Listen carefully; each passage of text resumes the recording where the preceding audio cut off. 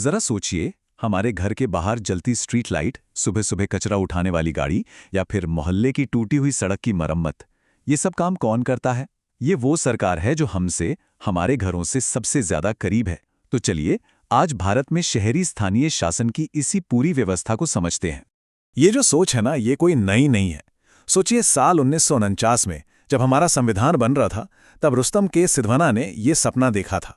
एक ऐसा सपना जहां शक्ति सही मायनों में लोगों के हाथ में हो, उनके अपने मोहल्लों और शहरों में। तो आगे हम क्या क्या देखने वाले हैं? सबसे पहले हम समझेंगे कि लोकतंत्र के इस बुनियादी विचार का मतलब क्या है। फिर सरकार के पूरे स्ट्रक्चर को देखेंगे, जानेंगे कि हमारे शहरों की देखभाल असल में करता कौन है। कुछ असली दुनिया के उदाहरण भी देखेंगे। और हाँ, सबसे आखिर में बात करेंगे कि इस सब में हम और आप यानी एक नागरिक की भूमिका क्या है। तो चलिए शुरू करते हैं पहले खंड से, आपके द्वार पर लोकतंत्र। आखिर ये लोकल गवर्नमेंट होती ही क्यों है? इसका मूल सिद्धांत क्या है? आइए इसे थोड़ा गहराई से जानते हैं। देखिए, इसके दिल में जो बात है वो बहुत सीधी और सरल है।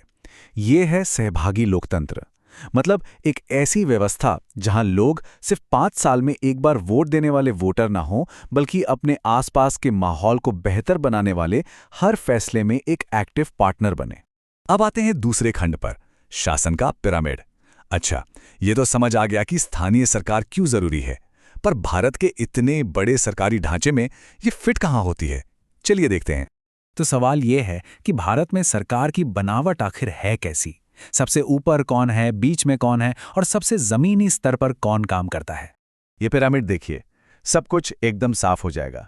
सबसे ऊपर है हमारी केंद्र सरकार यानी यूनियन गवर्नमेंट।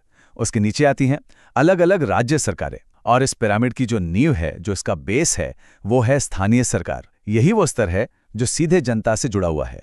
अब इस नींव के भी आप समझिए 2 बड़े हिस्से हैं।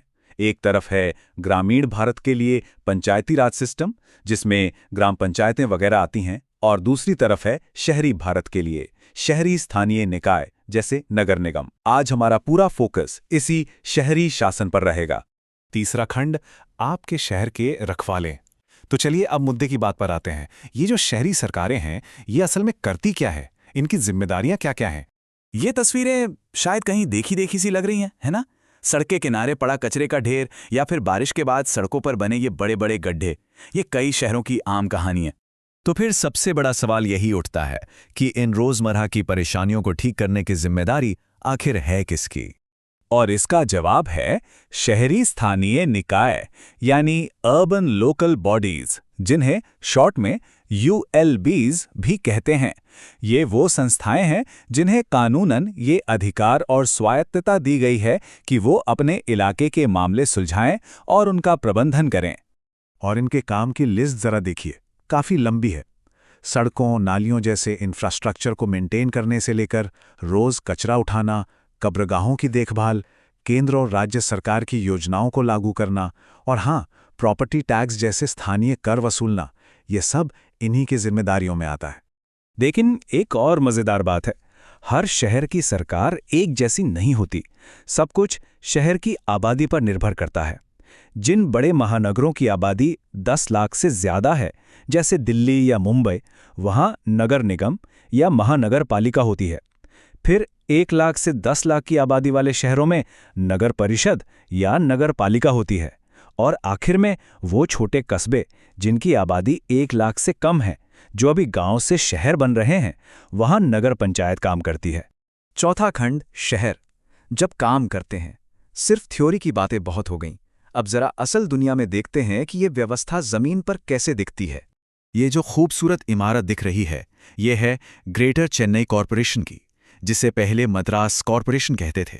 और ये कोई आम नगर निगम नहीं है, ये भारत का सबसे पुराना नगर निकाय है।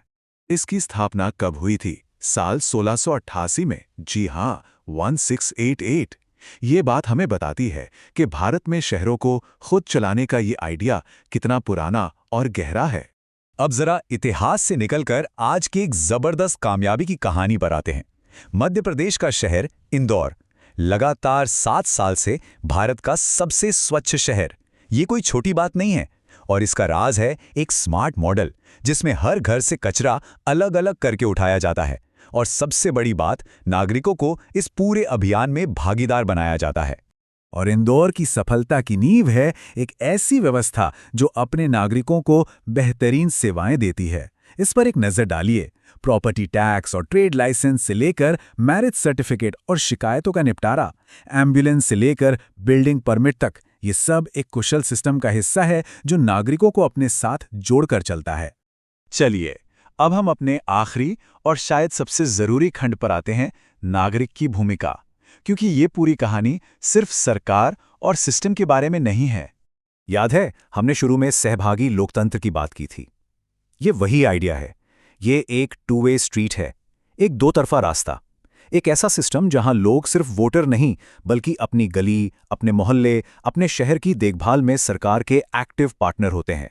तो एक नागरिक के तौर पर क्या किया जा सकता है? बहुत कुछ। समय पर अपने लोकल टैक्स भरना, कचरे को गीला और सूखा अलग अलग करना, कहीं पानी लीक हो रहा हो या सड़क टूटी हो तो उसकी तुरंत रिपोर्ट करना, और अपने वार्ड की मीटिंग्स और एक्टिविटीज में हिस्सा लेना। ये छोटे छोटे कदम मिलकर एक बहुत बड़ा बदलाव ला सकते हैं। तो हम आपको इसी एक सवाल के साथ छोड़े जाते हैं। एक ऐसा सवाल जो सोचने पर मजबूर करता है। एक महान शहर, उसे असल में बनाता कौन है? सिर्फ सरकार, या फिर सरकार और उसके जागरूक नागरिक, दोनों मिलकर?